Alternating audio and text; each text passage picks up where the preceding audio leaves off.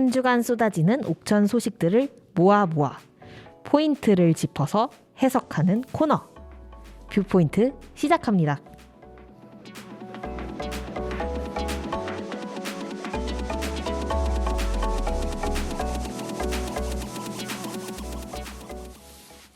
네, 안녕하세요. 저는 옥천 FM 공동체 라디오 이혜수 PD입니다.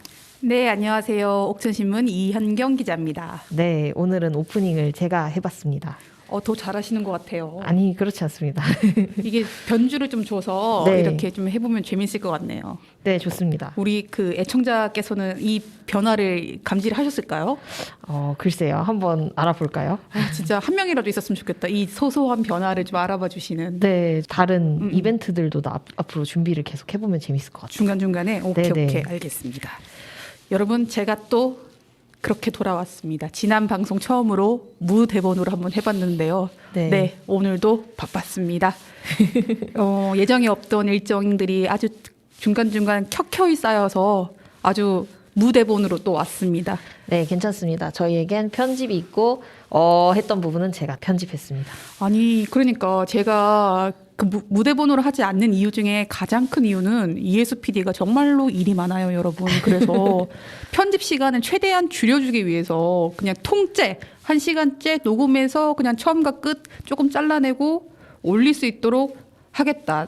내가 이혜수 PD의 노동복지를 책임져 주겠다. 약간 이런 마인드로 했는데 이게 제가 선거가 다가올수록 스케줄이 좀 복잡해지면서 대선 지선 끝날 때까지 무대본 이 연출이 가끔 자주 있을 예정입니다. 항상 열심히 대본을 써주셔서 그리고 그 편집한 부분도 분명 있지만 놓친 부분도 있을 거예요, 어딘가. 안 되는데. 안 되는데. 네, 오늘은 지난주에 이어서 두 번째로 이번 대선에 나선 주요 후보님들의 공약을 한 번 더 살펴보는 시간을 지금 마련을 했습니다. 지난번에는 농업농촌과 그다음에 신산업, 산업 변화, 산업 전환기에 이 어떻게 지금 주요 후보님들이 전략을 가지고 계시냐, 철학을 가지고 계시느냐를 봤는데요. 네. 오늘은 우리 자녀분들을 둔 부모님들이 많이 좀 관심을 좀 가지실 것 같아요. 그렇죠. 교육과 복지, 감염병 이 주제를 좀 가지고 돌아와 봤습니다. 네, 교육 부분에서 대선에서 가장 보이는 큰 변화는요. 네. 유치원이랑 어린이집을 통합해야 한다는 그 의견이 아주 대세를 이뤘습니다. 그러니까요. 특정 후보 누군가만이 유치원과 어린이집을 합쳐야 된다라고 얘기한 게 아니라 주요 후보님 모두 다 유치원과 어린이집 통합을 말하셨습니다. 네. 여기다 유아 학교까지 도입하겠다 이런 식으로 아이디어가 더해졌을 뿐 그 큰 흐름은 같다. 유치원 어린이집 통합은 같다. 사실 지금 그 영아 수가 출생률이 많이 낮기 때문에 옥천에서도 지금 어린이집 그 원화 모집 기간이었는데 굉장히 이제 경쟁률이 되게 많았어요. 그렇죠. 근데 사실 그 보면은 이 보육과 교육의 경계를 우리 주민들은 체감을 하시나요? 사실 체감하기가 너무 어려울 것 같아요. 네, 특히나 어릴수록 나이가. 게다가 자녀가 없는 우리 ESPD나 저 같은 경우도 아직은 그 경계선이 되게 모호하고 맞아요. 구분이 안 가요. 그냥 어린이집은 보육이라고 하니까 어린이집은 보육이겠거니 유치원은 교육이라고 하니 교육이겠거니 했는데 보육과 교육의 경계를 가장 확실하게 나누는 집단이 있습니다. 어딘가요? 공직사회입니다. 그렇군요. 네. 유치원은 교육부가 그 책임 기관으로서 그 어떤 식으로 유치원 교육을 하는지 플랜을 짜는 최종 기관이고요. 어린이집은 보건복지부 담당이에요.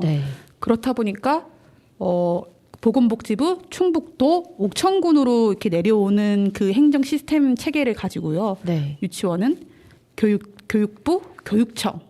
그다음에 학교 병설 유치원이나 우리 단설 유치원이나 이렇게 내려가는 시스템이어서 공직사회에서는 굉장히 이 두 기관이 매우 달라요. 다른데 주민들은 사실은 이 두 기관의 차이를 이렇게 피부로 와닿게 느끼는 건 어린이집 가면은 놀이학습이 좀 더 많은 거, 유치원에 가면은 그래도 그러니까 교육 학습이 좀 더 많은 거, 노는 게 많냐, 학습이 많냐, 요 차이 정도인데 이거를 이제 경계를 허물고 이제 유보 통합을 하시겠다고 하니 이거는 어느 뭐 후보 간에 저는 마땅히 가져가야 할 변화라고 저는 생각을 하고 있습니다. 네. 게다가 사실은 우리 어린이집이나 유치원 이 부분도 초등학교가 의무 교육이고 국가에서 책임을 지듯이 네. 사실 국가에서 다 책임을 졌었어야 하지 않았나라고 생각이 들고요. 네. 근데 예산이 너무 적으니까 사립 어린이집, 사립 유치원 이런 것들이 나오게 된 거죠. 그렇죠. 공립 유치원 보내려고 막 그 수도권이나 이렇게 복잡한 대도시에서는 줄 서가지고 추첨 돌려가지고 막 이렇게 하는 거 많이 나오잖아요. 사립 기관에 맡기는 게 국가가 다 책임을 못 져서 그 진행했던 게 어린이집 대표적으로 있고요. 네. 대학, 사학대학, 사립대학 네. 이게 있고 사학재단들 그다음에 조금 또 이게 뭔가 핀트가 어긋날지 모르겠지만 요양원들 사실은 국가가 좀 책임져야 되는데 국가가 다 책임 못 지니까 이렇게 사립에 맡기는 경우들이 있는데 그 중에 하나가 이 어린이집 문제가 아닐까 네. 생각이 들고 유보 통합은 그래서 되게 환영할 만한 이게 특히 애기 엄마들이 딱 보고 애기 아빠들이 보고 딱 환영할 만한 것 같고요. 네. 여기에 이제 심상정 후보와 안철수 후보는 유아 교육 수준으로 업그레이드 시켜서 이게 왜 중요하냐? 의무 교육, 무상 교육을 실시하겠다. 네. 요 관점이 또 덧대어 있는 거라 네. 아주 키포인트가 될 것 같고요. 네. 교육 부분에 저희가 각 후보별 전략을 좀 이렇게 정리를 할 때 유보 통합 얘기가 나올 수밖에 없는 게 우리 학교의 학생, 그 초등학교에 학생을 보낸 뒤에 학교 수업이 끝나면은 그 뒤에 돌봄 수업이 시작돼요. 아, 그렇죠. 근데 돌봄은 교육이 또 아니에요. 돌봄은 교육이 아닌가요? 예. 엄격하게 따지면 선생님들이 돌봄을 하는 책임 주체가 아니세요. 아. 그래서 지자체가 돌봄의 최종 책임 주체인데 네. 사실 또 이거를 굳이 이렇게까지 엄격하게 구분해야 돼라는 게 주민들의 마음이신 거고 이거를 그쵸. 엄격하게 또 구분하는 것은 어디다? 어느 집단이다? 공직사회. 네, 공직사회입니다. 네. 왜냐하면 예산이 내려오는 것과 프로그램이나 이런 걸 진행했을 때 책임을 누가 질 것이냐 이거는 굉장히 좀 또 중요한 부분이에요. 그렇기 때문에 이걸 엄격하게 따지는 상황인 건데 사실 통합으로 가야죠. 그런 것들이 이제 대선 후보님들의 공약에 녹여져 있었고 그래서 교육인가 보육인가 복지인가 이게 좀 공약이 좀 헷갈렸지만 네. 근데 맞는 방향으로 좀 가고 있다 전반적으로. 그래서 더불어민주당 이재명 후보님 그 교육 공약부터 보면은 돌봄을 국가가 책임지겠다 네. 이렇게 딱 선포를 합니다. 교육인데 돌봄이 딱 나오죠. 네. 일단 초등학교 보내면 3시에 동시에 맞춰라. 네. 대신에 돌봄 교실을 오후 7시까지 국가가 책임지겠다. 네. 왜 오후 7시까지 딱 걸었을까요? 직장을 다니시는 부모가 굉장히 많기 때문에 부모가 퇴근할 때까지 안심하고 아이를 맡길 수 있도록 하려는 취지인 것 같아요. 정답. 네. 그리고 야간 주말 등 긴급 돌봄이 필요한 경우 또 자치단체에서 제공을 긴급 돌봄 센터를 설치해서 네. 이것을 서비스를 제공할 수 있도록 하겠다. 네. 또 돌봄이죠. 그렇죠. 그렇습니다. 근데 여기까지 이제 뭔가 돌봄 국가 책임제에 대해서 어떻게 구체적으로 할지에 대한 그 방안에 대한 나열을 하신 거고요. 네. 그다음에 우리 지역에서 좀 눈여겨봐야 될 교육 공약 중에서는 이런 게 있습니다. 네. 행복한 지요일. 네. 눈에 띄더라고요. 네, 이름 예쁘게 잘 지은 것 같아요. 네. 지요일이 뭐냐면 지역 학습일 이것을 공식적으로 교육 부분에 도입을 하겠다. 이런 공약을 눈에 띕니다. 사실 학교가 요즘 최근에 전부 다 혁신 교육하면서 가장 많이 떠오르는 게 담장을 낮춰서 그쵸. 마을로 나오는 굉장히 많은 활동을 하셨죠. 우리 혜수 PD가. 네, 징검다리 학교 활동을 열심히 했는데요. 실제로 주민들이 의제 모임 같은 데서 지역사회와 같이 연결되는 교육이 너무 많이 필요하다. 그래야지 청소년들이 학교 집을 오가는 게 아니고 지역사회에서 함께 잘 살아갈 수 있다. 이런 요구들을 많이 해온 것 같아요. 네, 저 옥천신문 기자들의 한 절반 이상은 사실은 옥천 출신이 아닙니다. 아니어서 옥천신문에 입사를 해서 옥천을 알아가고 옥천의 의제를 알아가고 하는데요. 주민들이 만나면 굉장히 많이 듣는 얘기가 옥천 출신이 나보다 옥천을 더 많이 알고 있는 것 같아요. 맞아요. 이런 피드백을 굉장히 많이 주셔요. 그러니까 우리 옥천에서 초중고를 나왔으면은 옥천을 알아갈 수 있는 기회가 공적인 시간 안에서 네. 분명히 확보가 돼야 되는데 그동안은 그런 게 없었던 거예요. 제가 그 또 당사자입니다. 제가 처음에 너무 놀랬거든요.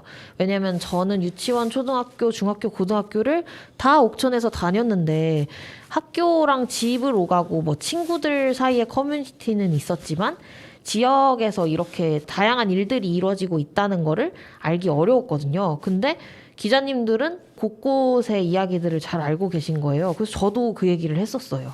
여기서 또 한 가지 좀 덧붙이자면은 네. 이런 수업들이 이제 그 혁신교육 사례로 곳곳에 이제 이렇게 스며들고 있습니다. 옥천은 굉장히 잘 되고 있는 모범적인 지자체고요. 네. 안남초등학교에서 우리 전교생들이 마을 밖으로 나와서 환경 수업을 한다던가 네. 동이초등학교에서 그때 3학년 친구들이었나 4학년 친구들이었나 제가 학년은 지금 기억이 안 나는데 옥천에 있는 공공기관들 공적인 역할을 하는 기관들 돌아다니면서 무슨 역할을 하는지 직접 들어보고 네. 게다가 아동 친화 도시 옥천인데 아동 친화 도시가 제대로 되고 있는지를 직접 이렇게 탐구를 해가지고 창안 한마당 대회 이런 데 출전도 네. 하고 하는 이런 사례들이 나오고 있어요. 그렇죠, 그렇죠. 이런 학습들이 보편화될 필요가 있다. 안남초등학교 동인초 다니는 학생뿐만이 아니라 삼양초를 다니든 뭐 장야초를 다니든 네. 죽향초 콕 집어서 말하는 거죠. 제가 죽향초등학교 나와서 네. 그래서 이런 의미에서 이 행복한 지효일은 눈에 단연 띄었던 그런 교육이었습니다. 자, 기호 2번 국민의힘 윤석열 후보의 이 교육에 대한 철학은 공정입니다. 네. 이게 갑자기 웬 공정 교육에서 싶은데 이게 경쟁당에 있는 주요 유력한 장차관급 그다음에 다선 국회의원들의 자제분들이 네. 대학을 공정하게 가지 않았다. 이런 것을 약간 돌려가기라고 해야 되나? 그런 차원에서 공정을 굉장히 강조하고 계십니다. 네. 그래서 어떤 거를 탁 집어서 발표를 했느냐? 대학 입시에서 특혜 절대로 없게 하겠다. 그 방법은 역시 정시다. 학종 아니고 정시다. 이렇게 발표를 하셨습니다. 뭐 이전에 있었던 그 사건들 뭐 떠오르시는 거 있으시죠? 청취자분들은. 그렇죠. 그거 맞습니다. 네. 그리고 기호 3번 정의당 심상정 후보의 교육 공약을 딱 보면 북유럽의 복지 국가들의 교육 전략들이 굉장히 많이 가지고 오셨어요. 네.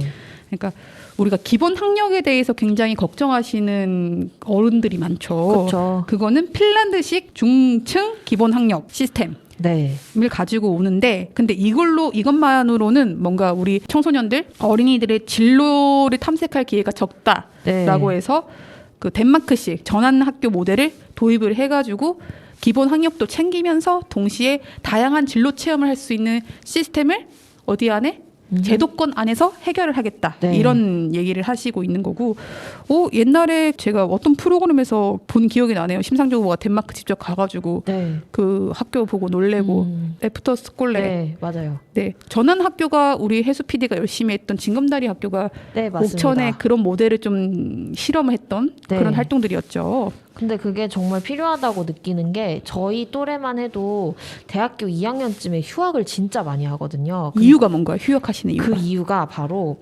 내가 그동안 입시 교육을 하면서 목표가 그냥 시험을 봐서 대학을 가는 게 목표였던 거예요. 그동안 나의 자아를 탐구할 기회나 나와 잘 맞는 직업인 무엇이고 난 앞으로 어떤 가치관을 지향하며 살아갈 것인지에 대한 고민을 할 시간이 없었던 거죠. 그래서 바쁘게 시험만 쫓았던 친구들이 정작 대학에 가서는 2학년 때쯤 이거 나랑 안 맞는 것 같은데 이거 해서 난 먹고나 살 수 있을까? 이런 고민을 하면서 휴학을 정말 많이 했어요. 이 이야기가 남의 이야기 같지 않은 게 저도 약간 제 이야기예요. 제 경험담이에요. 네, 저도 대학 가서 진로를 찾는다고 방황을 좀 했었거든요. 저도요. 저는 그래서 모든 단과대에 네, 그 기본 1학년 수업을 다 들어봤잖아요. 저도 교양 과목이랑 그 단과대학 수업들을 일부러 하나씩 다 들어봤어요. 교양으로 들었어야 되는데 내가 교양으로 안 듣고 전공으로 들어가지고 섞어서 들으셨어야죠. 성적이 아주 난리 아주 아름다운 성적들을 받아냈죠 내가. 그래서 네. 하나씩 이거 나랑 안 맞아. 이거 나랑 안 맞아. 맞아요. 지우고 나니까 이거 하나 남아서 여러분과 이렇게 소통을 하게 되었습니다. 그쵸. 찾은 거죠 저는 어떻게든. 그래도 이렇게 찾을 수 있는 사례는 좀 다행인 거고 오히려 그렇지 못해서 이제 직장을 가서도 이게 일이 안 맞아서 맞아요. 그만두거나 하는 경우가 진짜 많아요. 얼마나 사회적 낭비입니까? 그니까요. 학교는 학교대로 십몇 년을 다녀놓고 그죠? 그니까요. 그래서 이 전환학교 모델이 도입된 배경에는 저런 것들이 있고요. 네. 또 우리가 주목해야 될 것. 지방 거점 대학교를 육성을 하고 무상교육을 하겠다. 네. 대학 무상교육을 하겠다. 음흠. 국립대들 무상교육하겠다. 이런 말씀이신 거고요. 네. 기호 4번 국민의당 안철수 후보는 교육 거버넌스 전면 개편. 음흠. 이 부분에서 가장 다른 후보들이랑 차이점을 보이셨습니다. 교육부를 폐지하고 네. 국가교육위원회를 구성하겠다. 이 전략이에요. 정부가 교육부라는 그 기관을 두고 국가가 다 이 뭔가 교육 정책을 다 움켜쥐는 게 아니라 네. 교육위원회를 만들면은 교육 분야 전문가들을 이게 그 위원회 위원으로 모실 수 있고 네. 그리고 뭐 자녀를 두는 당사자들을 위원으로 모실 수 있고 조금 더 상상을 발휘하자면은 저는 청소년들도 당사자분들도 위원으로 모실 수 있다고 생각이 들어요. 네. 그렇게 해서 우리가 막 정권이 바뀌는 대통령이 바뀌는 5년 단위마다 막 교육 정책이 막 들쭉날쭉 해가지고 맞아요. 지금 아마 초등학교에 자녀를 보내시는 부모님, 곧 앞두고 있는 부모님, 고등학교에 자녀를 보내기 직전인 부모님들 교육 정책에 눈 돌아갑니다. 내 아이가 학교 갔을 때 또 어떻게 바뀌었는지 또 네. 봐야 되기 때문에 누구 대통령이 누가 되느냐에서 또 바뀌기 때문에 다 그렇게 보는데 뭔가 교육 거버넌스라는 이렇게 뭔가 민관학 어떻게 이런 거버넌스 조직을 만들면 이 변동이 조금은 덜 잦지 않을까 이런 고민들이 녹여져 있는 게 이 정책이고요. 네. 교육 거버넌스 국가교육위원회가 있고 그 밑에 산하 조직으로는 초중등 교육은 아예 교육청에 맡겨버리고 네. 고등교육 뭐 고등학교 이상 뭐 대학교 이상은 이제 국가에서 좀 이 위원회를 중심으로 뭔가 전략을 짠다 이런 철학들이 담겨 있습니다. 네. 안철수 후보 역시 우리 윤석열 후보처럼 그 특정 경쟁 정당의 그 사건들을 겨냥해서 기회 공정을 굉장히 강조를 했고요. 네. 왜 이 공정 이꼬르 정시 부활인지는 모르겠지만 정시에 더 방점을 찍겠다. 수능 2번 볼 수 있는 기회 주겠다. 이런 전략들을 내놓고 이게 뭔가 표를 얻으려고 하고 있습니다. 아니 정시를 가지고 공정이라고 얘기를 한다는 거는 사실 그 정시 공부를 하는 동안에도 그 기회들이 가정 사정에 따라서도 다른 거고 내가 일을 하면서 공부를 하느냐 아니면은 집안의 빵빵한 지원을 받아가면서 공부를 하느냐에 따라서 그 기회 자체가 공정하지 않을 수도 있는 거고 또 그 공정이라는 말보다는 불평등이라는 말을 많이 쓰자고 하잖아요. 네. 그 공정의 기준을 정하는 것은 누구인가? 공정이라는 틀이 어쨌든 짜여져 있는 거기 때문에 좀 더 생각해 볼 필요가 있는 부분이 아닐까? 그런 생각이 들어요. 정시 이꼬르 공정이라는 것은 일부 청소년들에게만 집중된 부분은 아닐까라는 우려도 듭니다. 뭐 공정 이꼬르 정시다라는 거는 편협한 생각도 아니고 틀린 생각이다. 네. 거의 이렇게 보고 계신 건데요. 공감하고 있습니다. 네. 저는 전혀 그렇게 생각합니다. 편집하지 않으셔도 될 내용이에요. 알겠습니다. 네, 요즘 제가 좀 그 게스트 따라서 좀 다르지만은 재밌게 보는 프로그램 중 하나가 다수의 수다라는 프로그램이 있는데요. 네. 거기에 입시 뭐 1타 강사들이 쭉 나와서 네. 토크하는 그런 꼭지가 있었는데 진짜 기억에 남는 말이 그 1타 강사들이 하는 역할은 우리 입시생들이 겪어야 될 일을 시간을 단축시켜주는 역할을 한다. 네. 이런 얘기를 했어요. 그러니까 돈이 있어서 1타 강사 수업을 들을 수 있는 친구들은 시간을 그만큼 절약해서 쓸 수 있다. 약간 이것이 공정인가. 그니까요. 약간 그런 생각이 좀 많이 들었고요. 네. 공정 얘기를 해서 방금 전에 해수 PD님께서 불평등이란 말씀을 딱 키워드를 꺼냈는데요. 기호 12번 진보당 김재현 후보는 교육 정책을 보면은 딱 불평등 해소 여기에 방점이 찍혀 있습니다. 네. 모든 국민이 무상으로 대학 교육까지 받을 수 있도록 얘기를 했고요. 네. 그다음에 대학 서열화로 뭐 좋은 대학 나오면은 뭐 좋은 임금을 받고 좋은 대학 나와야지 회사에 들어갈 수 있고 눈에 안 보이는 차별들을 없애는 작업들을 하겠다. 어떻게? 학벌 차별금지법을 제정하겠다. 이런 이야기를 하셨고요. 네. 그다음에 장애인분들이 사실은 우리 정말로 의무 교육을 제대로 받고 있느냐? 아니죠. 아니죠. 못 받고 있어요. 그 장애인 등에 대한 특수 교육법을 만들어서 모든 국민이 교육을 받을 수 있는 권리를 탄탄히 하겠다. 이런 전략을 또 세우셨고요. 그 김지훈 후보님의 또 교육 정책을 정리를 하면서 또 생각했던 거는 우리가 교육 정책을 어떻게 볼 것인가. 공부하고 대학을 가고 이런 뭐 진로를 찾고 이런 데서 이제 우리가 교육이라고 하는데 네. 김지현 후보님의 교육은 이런 것들도 있어요. 청소년 노동보호법 제정, 네. 고졸 노동자 지원센터 운영, 네. 청소년 인권법 제정. 조금 다른 후보들이랑 달리 우리 그쵸. 교육과 청소년을 바라보는 이 철학과 관점을 여기서 조금 느끼실 수 있지 않을까라고 생각이 들어서 3가지 정도를 더 언급해 봤습니다. 네. 무상교육 얘기가 많이 나오는데요. 네네. 심상정 후보, 그다음에 김지현 후보, 국공립대학교부터 무상교육을 해야 한다. 네. 이렇게 말씀하셨는데 사실 이 국공립대 무상교육이 이미 진행되고 있는 곳들이 있습니다. 어딘가요? 충남도립대학교, 경남도립대학교입니다. 이게 도립이다 보니까 국립보다는 조금 더 뭔가 이 무상교육을 해야 된다고 의견을 통합해서 뭔가 합의를 하는 과정이 조금은 더 쉬웠던 상황이에요. 오. 충남도립대, 충북도립대 옆집 대학교거든요. 그렇죠. 우리 충청권 지역의 학생들이 이제 지역에 있는 전문 대학들을 알아보면은 항상 두 개의 대학 놔두고 어디가 낫지? 어느 과에 내가 가야 되지? 고민을 하는데 옆집 대학 무상교육이면 저라도 옆집 대학 가지 않겠어요? 그렇죠. 그래서 그러면 충남도립대는 왜 무상교육을 해야 한다고 이런 천명을 했었을까? 네. 이것은 양승조 충남도지사가 기자회견을 통해서 했던 발언을 보면은 딱 이 이유로 했겠구나 이런 생각이 들어요. 네. 2022년 2월 18일 우리 옥천신문 기사에 인용됐던 걸 그대로 읽을 건데요. 혜수 PD가 한번 읽어주실까요? 네.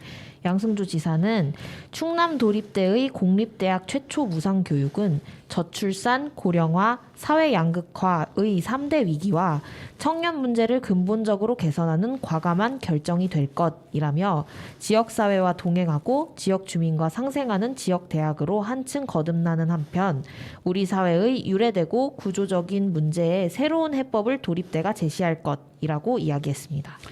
무상교육해서 우리 학생들을 유치를 하려는 것도 있고 그 학생들이 충남에서 네. 너희의 그 대학교에 대한 그 진로비를 다 대주니 충남에 있는 지역에 있는 그 일자리를 좀 찾아보지 않겠니? 이런 것도 되는 거예요. 그렇죠. 그래서 충남도리 때는 어떻게 그 무상교육화 나가느냐 계획을 보면은 단계적인 계획을 세워 놓았습니다. 네. 당장 2022년 1학년 전 학기에 등록금을 지원하는 것을 결정을 했대요. 네. 내년에는 1학년, 2학년, 그다음에 후년에는 1학년, 3학년 전 학년을 대상으로 무상교육을 완전히 전환하겠다라는 전략이에요. 네.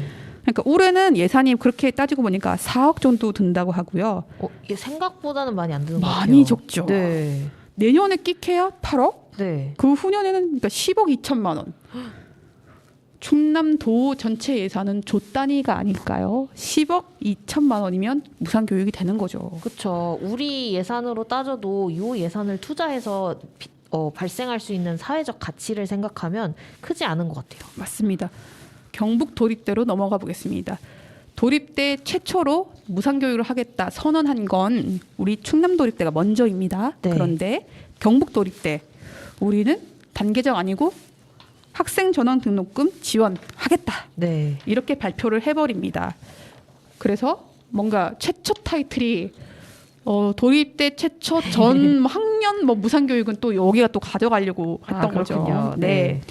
그러면 경북도립대는 왜 또 무상교육을 또 하려고 했을까? 네. 경북도립대는 도의원들이 조금 도의회에서 나서서 이런 네. 의견들을 더 많이 얘기했는데요. 경북도의회 이종률 도의원이 조례를 발의해서 이 무상교육화를 밀고 나가셨다고 해요. 네. 그 의지를 보도자료를 통해서 얘기해 주셨는데 또 혜수 PD님께서 한번 읽어주실까요? 네. 경북도가 운영하는 공립대학의 경쟁력을 확보하는 것은 대학을 살리는 일환이기도 하지만 지역에서 이들을 우리 지역에서 교육하고 정착을 유도하는 실용인재 육성 차원에서 매우 중요한 일이라며 학령 인구의 급격한 감소와 지역 인재의 수도권과 대도시로의 쏠림은 지방 쇠퇴와 소멸이라는 재앙으로 이어지고 있다. 조례 개정을 통해 청년들의 지역 정착과 평생교육 활성화를 도모할 수 있을 것이라고 말했습니다. 앞서 얘기했던 내용들이 그대로 그 녹아져 있죠. 네. 충남도립대가 그럼에도 무상교육 이렇게 뭔가 무상자 붙은 그런 복지 제도를 도입했을 때는 사실은 반대도 만만치 않아요. 네. 생각보다. 그래서 그 반대하는 세력에게 어떻게 합리적으로 설득할 것인가 고민을 했겠죠. 네. 충남도립대가 어떤 자료를 갖고 왔냐면 도립대에 다녔던 학생들이 그 이후에 학교를 졸업한 이후에 얼마나 지역에 남아 있는가, 네. 혹은 지역에 남아서 그 여기서 말하는 지역은 충남도 전체를 말하는 거예요. 네. 취업을 희망하는 숫자가 어느 정도 되는가 이런 것들 자료를 가지고 와요. 네. 그래서 2022학년 2월 졸업 예정자를 대상으로 50%가 넘는 학생들이 충남 지역에 취업을 희망한다라고 오. 답변을 했다고 합니다. 조금 범위를 더 확대해서 네. 대전, 세종, 뭐 그다음에 충북까지 확대하면은 거의 80%에 가까운 이제 학생들이 충청권에 남고 싶다 이렇게 이야기를 했대요. 그러니까 아까 이종열 도의원, 경북 도의원님 말했던 그 이야기가 사실은 맞는 거죠. 네. 그런 의미. 근데 우리 그러면 충북 도립대는 어떠한 플랜을 가지고 있는가 궁금하시죠? 네. 너무 궁금해요. 도립대 교수님들, 뭐 총장님들은 당연히 무상교육 해야 된다라는 입장이 있으시고요. 네. 근데 예산을 뭐 도립대가 자체적으로 이렇게 막 세울 수 있는 상황은 아니고 도립대를 지원하는 충북도 그 부서 청년 정책 담당관. 네. 이게 작년에 여쭤봐도 재작년에 여쭤봐도 올해 여쭤봐도 무상교육 필요성은 인정한다. 중장기적으로 검토를 해봐야 한다. 그러네요. 답변을 계속 이렇게 하고 계십니다. 근데 충북 도립대가 우리 지역에 어떠한 역할을 좀 하고 있느냐? 만학도라고 얘기를 하죠. 보통 이게 20살, 21살 친구들이 이제 이렇게 졸업을 막 고등학교 졸업한 세대가 가는 그 입학생 말고 대학을 갈 나이를 조금 지나서 네. 청년 넘어간 성인들, 네. 만학도 분들이 네. 굉장히 충북 도립대 진학하시는 상황이 조금씩 더 늘고 있어요. 지역이 옥천 지역 같은 경우는 고령화가 되다 보니까 뭐 재가 서비스, 뭐 요양보호사 이런 직업들이 정말 많이 필요해지고 있는 상황인 거고 네. 또 그런 돌봄 영역의 직업을 가지고 싶어하는 여성분들이 굉장히 지금 있는 상황이에요. 그렇죠. 근데 그런 돌봄과 관련된 일자리를 이제 가려고 하면은 자격증이 필요해요. 네. 근데 이 자격증을 취득하려고 하니까 뭔가 좀 더 그 전문 교육을 어디서 받아야 되느냐? 집과 가까운 도립대, 사회복지학과가 있거든요. 네. 그러니까 이게 지역에서 필요로 하는 그 교육 수요와 공급 수요가 맞아 떨어지기 시작했거든요. 네. 이런 거를 여러분 전문 용어로 뭐라고 하냐? 아다리가 맞다. 참 아다리가 맞아졌습니다. 네. 실제로 만학도 분들께서 사회복지사 자격증 때문에 도립대를 가는 경우가 있었고요.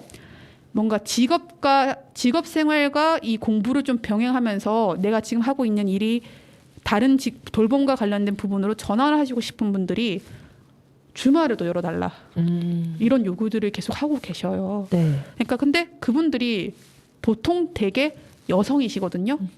근데 이 여성분들에게 제가 도립대 한 학기 등록금이 80에서 100만 원 사이인데 아. 자녀분들의 교육에 사교육에 막 100만 원, 뭐 200만 원 쓰시는 거는 덜컥덜컥 내시는데 내가 이제 자녀들 좀 키워놓고 뭔가 새로운 일자리를 찾아서 가시는데 80, 90, 100만 원 쓰는 거 이거 선뜻 결제를 못 하세요. 그렇죠.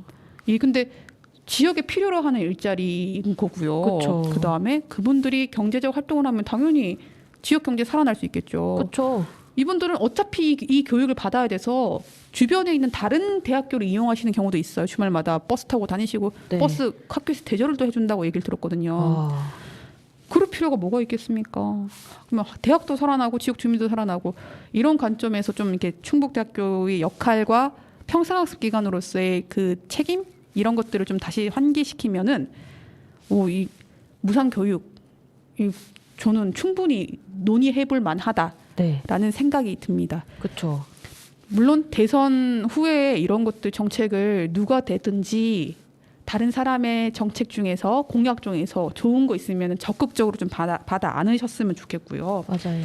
그리고 우리 도립 때 네. 대선 후보 누가 당선되든 법이 안 만들어져도 무상교육 할 수 있다. 그런 네. 사례가 있다. 음, 말씀드리면서 노래를 두 곡 듣고 오는 게 좋을 것 같습니다. 어떤 곡인가요?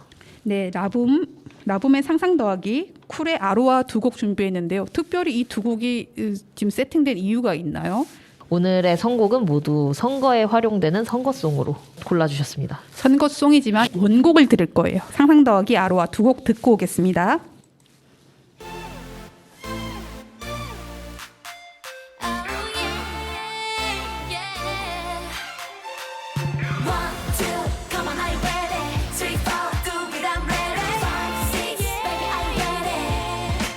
지금 나와 어디든 가자.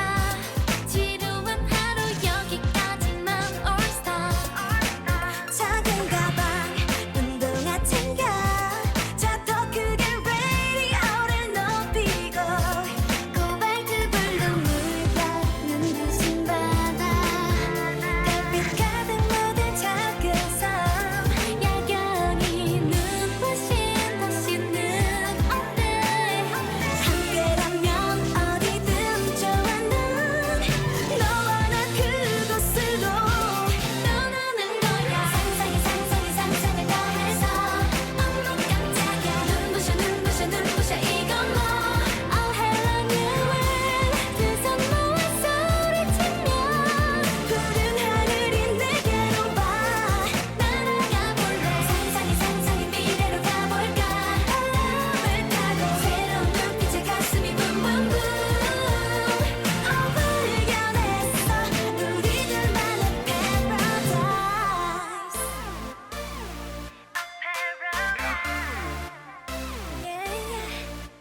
흑백영화 같은 하루에 레몬 터지듯 짜릿함이 필요해. 지금 당장 널 데려갈게.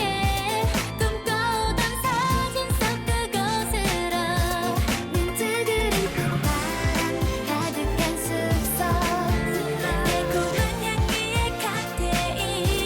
지도를 벗어난 ticket to the dream. 함께라면 어디든 좋아. 난 너와 나 그곳으로 떠나는 거야. 상상에 더해서 어머 깜짝이야. 눈부셔 이건 뭐. Oh hello new world. 두 손 모아 소리치며 푸른 하늘이 내게로 와. 날아가 볼래. 상상의 미래로 가볼까.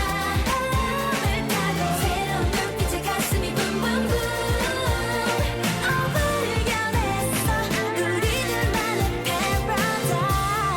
너와 나의 비밀스런 풍경들.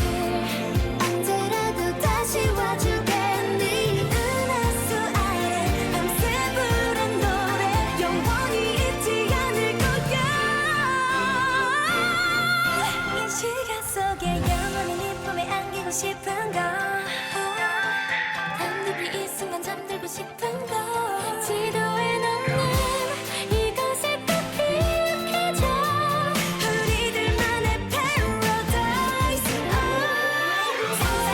상상에 더해서 어머 깜짝이야. 눈부셔 이건 뭐. Oh hello new world. 처음 만난 세상 속에 나의 가슴이 랄랄랄라. 날아가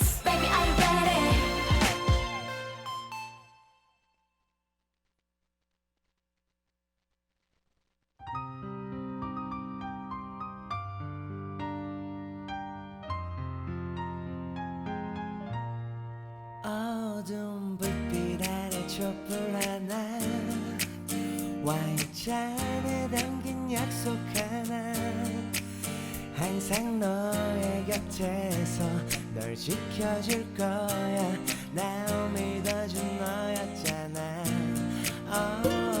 널 바라는 건 오직 하나 영원한 행복을 꿈꾸지만 화려하지 않아도 꿈 같지 않아도 너만 있어주면 돼 걱정 마 언제나 이 순간을 잊지 않을게 내 품에 안긴 너의 미소가 영원히 비추리러 가지 않게 Cause your love is so sweet You are my everything 첫날 밤에 단 꿈에 젖어 하는 말이 아냐 난 변하지 않아 오직 너만 바라볼 거야 Oh, you're light of my life You're the one in my life 내 모든 걸 다 잃는데도 후회하지 않아 오직 너를 위한 변하지 않는 사랑으로 이제 나에게 있어 가장 소중한 건 내가 아닌 당신입니다. 말로는 다짐할 수 없지만 당신만을 사랑합니다.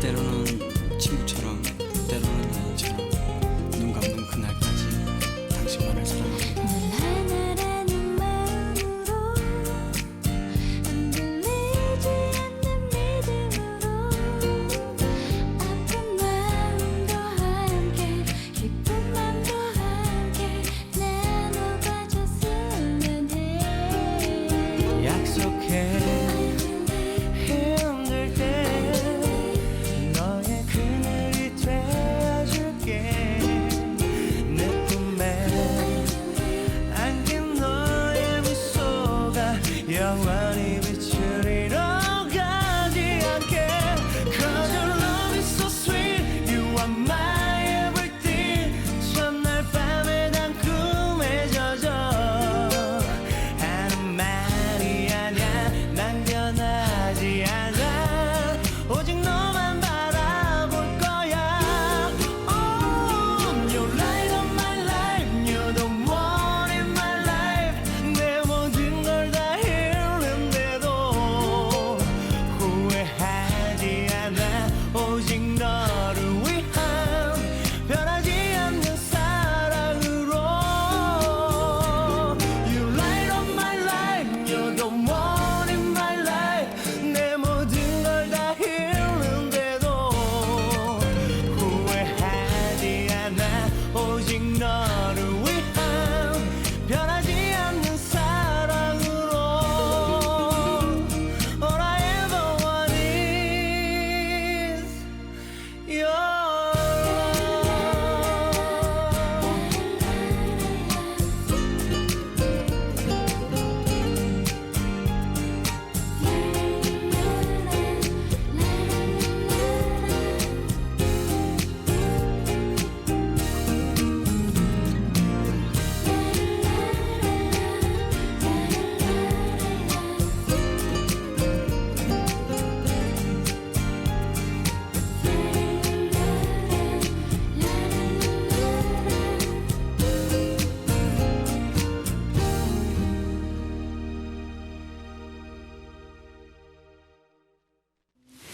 예, 노래 듣고 왔습니다. 역시 선곡송이다 보니까 신나죠. 네, 아, 이때만이라도 신나야 돼. 그죠? 그럼요.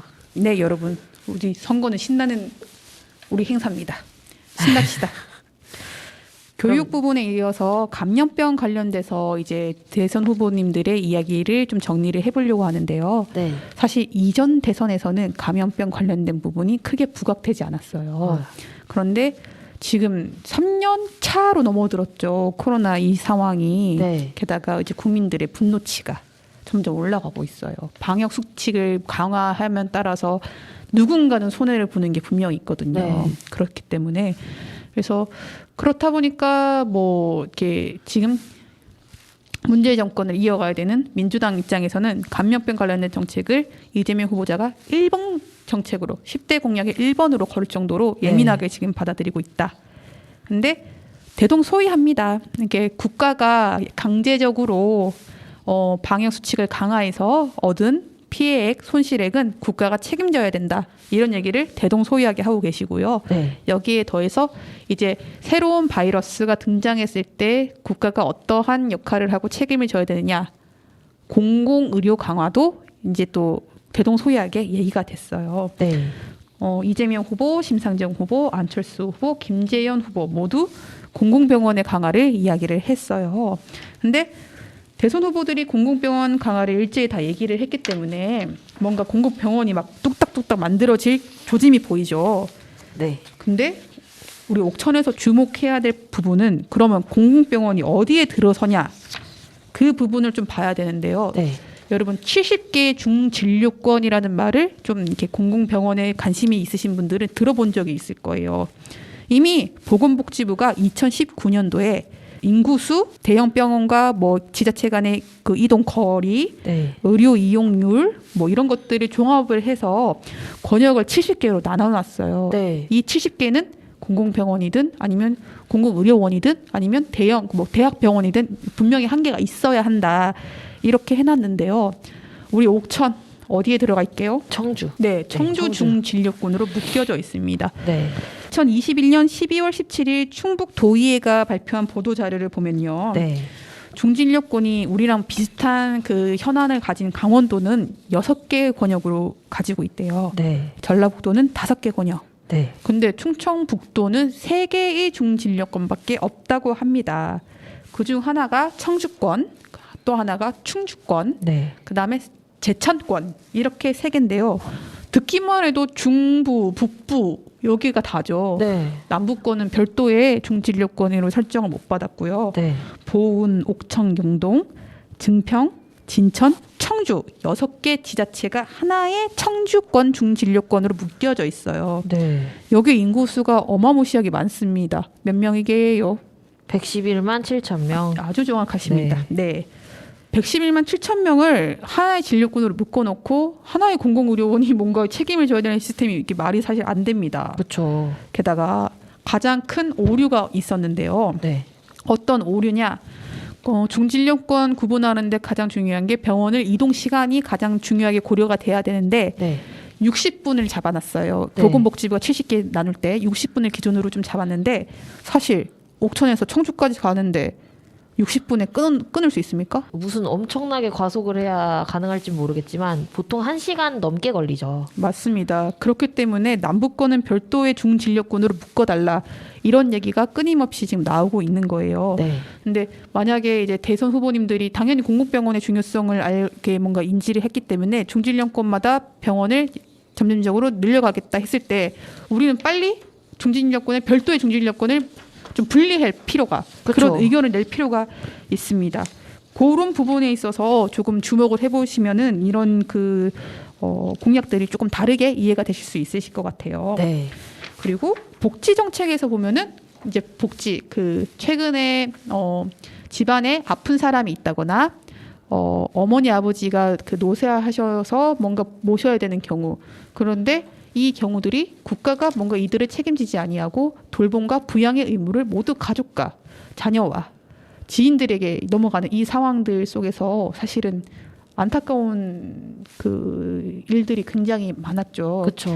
감당을 하지 못하고 이렇게 병원에서 쓰러지신 아버님을 모시다가 결국에는 자식이 내 손으로 목숨을 거두는 그런 진짜 안타까운 일들이 지금 몇 차례 벌어지고 있는데 네. 이런 상황들이 벌어지지 않도록 국가가 통합 돌봄으로 돌봄을 책임지겠다 이런 얘기들이 또 다수의 그 우리 후보님들이 하고 계시고요. 또 이렇게 좀 눈에 띄는 게 여성 정책들이 복지 정책으로 뭔가 우선순위로 많이 올라와 있는 게 눈에 띄는 이번에 변화입니다. 왜냐? 엠번방 사건이 굉장히 사회적 이슈가 됐죠. 그렇죠. 디지털 성범죄. 네. 거기에는 우리 10대 우리 여성분들도 다수가 포함되면서 국민적 맞아요. 분노를 샀었어요. 그렇다 보니까 이재명 후보님 그다음에 정의당 심상정 후보님 네. 디지털 성폭력에 대처를 해야 된다라는 것을 국가가 전담반을 설치해서라도 해야 된다는 것을 명시를 하셨고요. 네. 여기에 더해서 진보당 김재윤 후보님은 대놓고 엠번방. N번방 방지법이라고 타이틀을 겁니다. 네. 그리고 또 조금 눈여겨볼 거는 윤석열 후보는 권력형 성범죄를 근절하겠다 이런 타이틀을 가지고 왔어요. 네. 당연히 이런 거 있으면 안 되죠. 그렇죠. 그런데 이것도 우리 또 경쟁 관계에 있는 모 정당이 이런 사건이 여러 건 터지니까 그걸 딱 겨냥했다 이렇게 그쵸. 보실 수 있고요. 성범죄 처벌도 강화해야 되지만 무고죄 처벌도 강화해야겠다 이런 전략을 내놔요. 사실 이 무고죄, 이 성범죄 뒤에 오는 이유가 뭘까요, 혜수 PD님?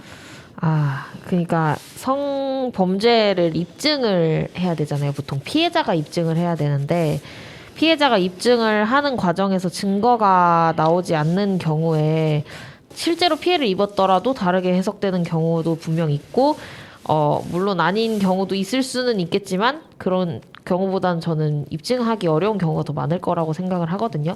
그런 경우와 연관이 되어 있는 말인 것 같습니다. 보통 이런 성범죄 사건이 그냥 다수 여러분들이 그 보시는 뉴스를 보시면은 피해를 입은 여성이 성범죄 고발을 하면은 억울함을 주장하시는 이제 우리 피의자께서 무고죄를 이제 다시 그쵸. 역고소를 하셔가지고 뭔가 진실 공방을 벌이다가 네. 혜수 PD가 말하는 것처럼 피해자의 말을 입증할 증거도 네. 부족하고 피의자의 말도 부족해서 뭔가 사건이 종결되는 이런 상황들을 여러 번 봤는데요. 그렇죠. 무고죄 처벌 강화는 이런 관점에서 성범죄를 뭔가 악용하는 사람이 있을 것이다라는 전제하에서 만들어진 그런 정책이 아닐까라는 추측을 좀 해보고요. 네. 사실은 이런 것들이 대선 공약 10대 공약 안에 들어가는 거가 남과 여를 뭔가 갈라치기 하는 갈등을 조장하는 그런 정책들 아니냐라는 평가가 나오기도 했습니다. 또 이런 얘기하면은 무고죄 당연히 죄기 때문에 네. 죄기 때문에 죄를 강하게 처벌한다는데 그게 뭐가 문제야라고 하시는 분들도 분명히 있을 것 같은데 그 맥락은 사회적 맥락이랑 같이 읽어야 하지 않나라는 생각이 좀 드네요. 네, 저는 사실 피해자가 그걸 입증해야 되는 상황 자체가 좀 문제가 있다고 생각이 듭니다.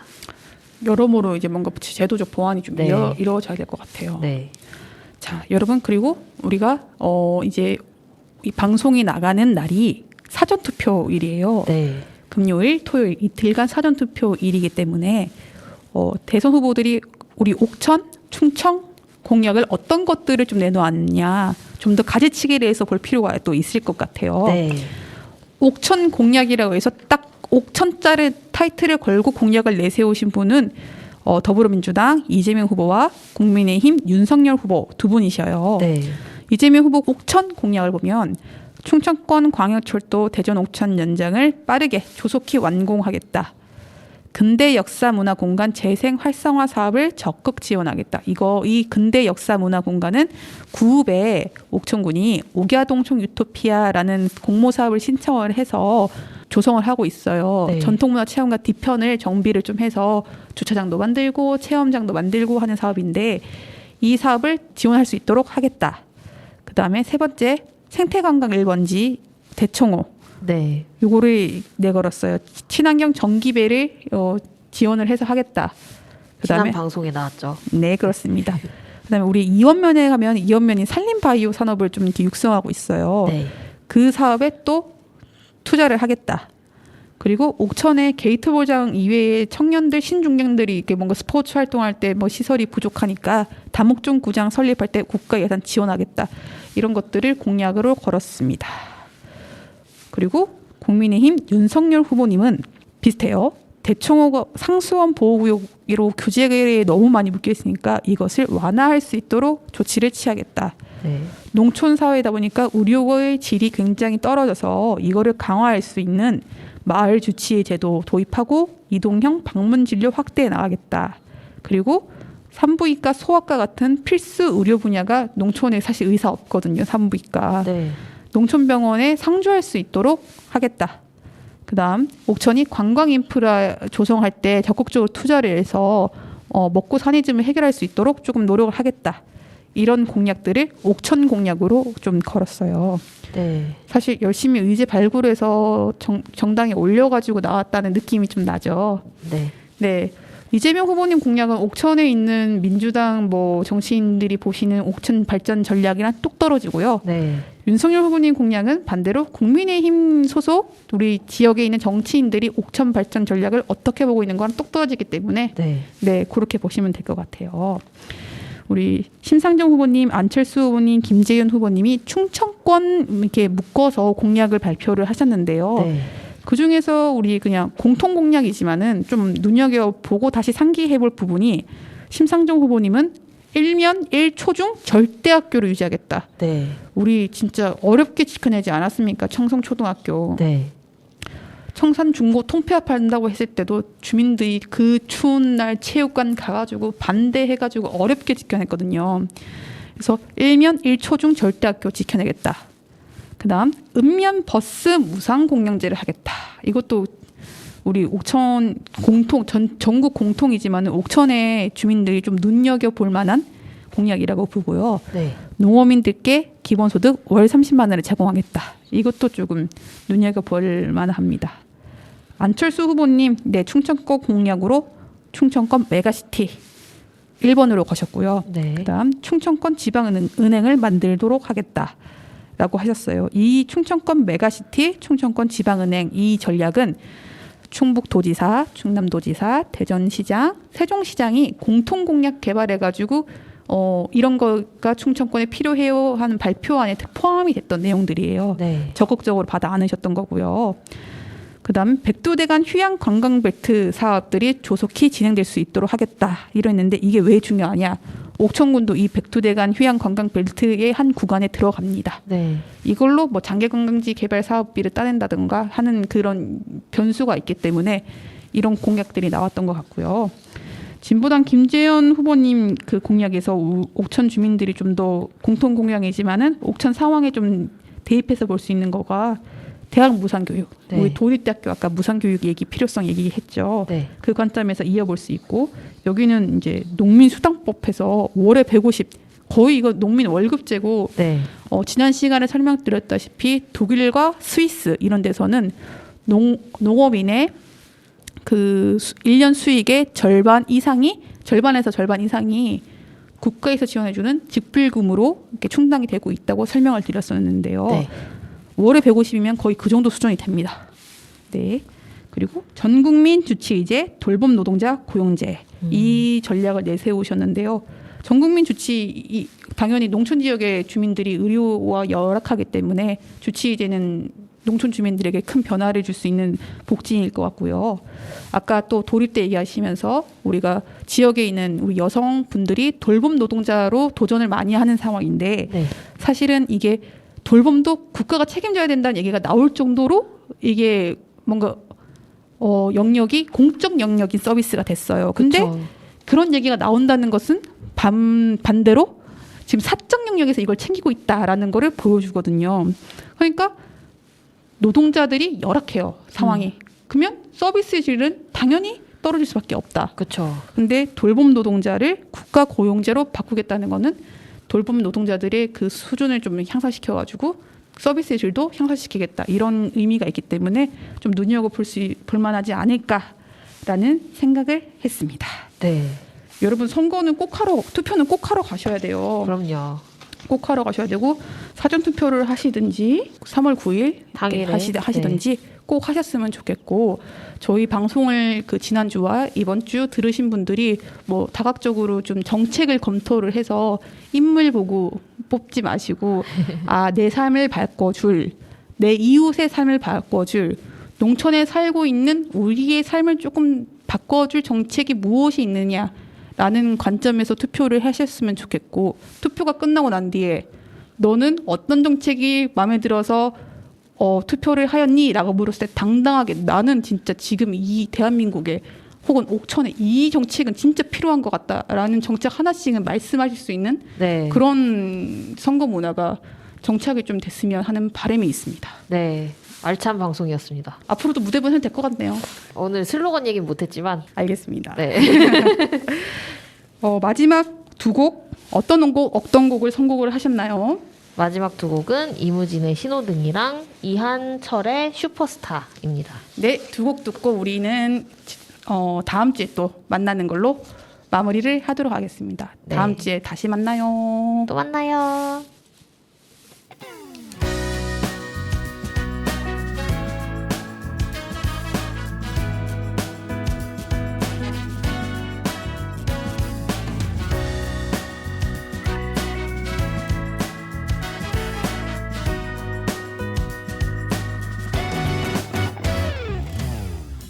이제야 목적지 정했지만 가려한 날 막아서는 안 갈 길이 뭔데 새빨간 얼굴로 화를 냈던 친구가 생각나네.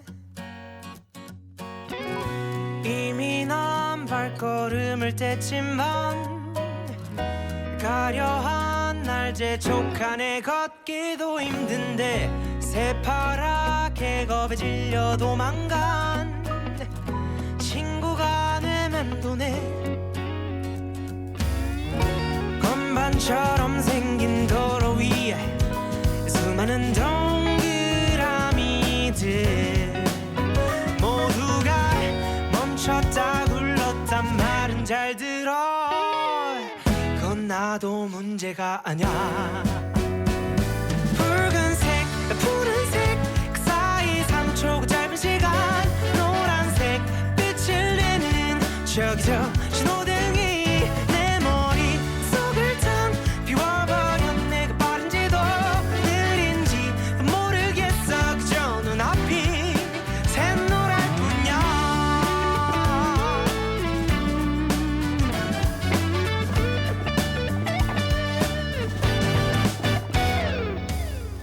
솔직히 말하자면 차라리 운전대를 못 잡던 어릴 때가 더 좋았었던 것 같아. 그때는 함께 온 세상을 거닐 친구가 있었으니. 건반처럼 생긴 도로 위에 수많은 조명들이 날 빠르게 번갈아가며 비추고 있지만 난 아직 초짜란 말야. 붉은색 푸른색 그 사이 3초 그 짧은 시간 노란색 빛을 내는 저기 저 신호등이 내 머릿속을 탕 비워버려. 내가 빠른지도 느린지도 모르겠어. 그저 눈앞이 샛노랄 뿐이야. 꼬질꼬질한 사람이나 부자 곁엔 아무도 없네. 삼색 조명과 이 색칠 위에 서있어 괴롭히지 마. 붉은색 푸른색 그 사이 3초 그 짧은 시간 노란색 빛을 내는 저기 저 신호등이 내 머릿속을 탕 비워버려. 내가 빠른지도 느린지도 모르겠어. 그저 눈앞이 샛노랄 뿐이야.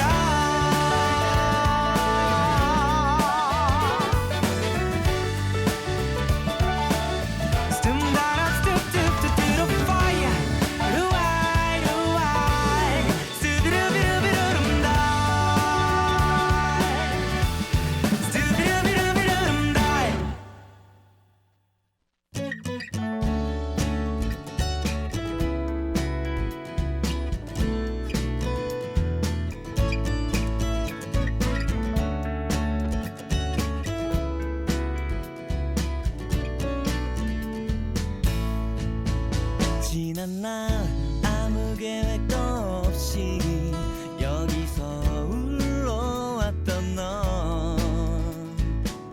좀 머리 둥절한 표정이 예전 나와 같아. 모습은 까무잡잡한 스포츠맨 오직 그것만 해왔다. 없지만 설레임에 시작에 네가 있어. 괜찮아 잘 될 거야. 너에겐 눈부신 미래가 있어. 괜찮아 잘 될 거야. 우린 널 믿어 의심치 않아. 너만의 살아가야 할 이유 그게 무엇이 됐든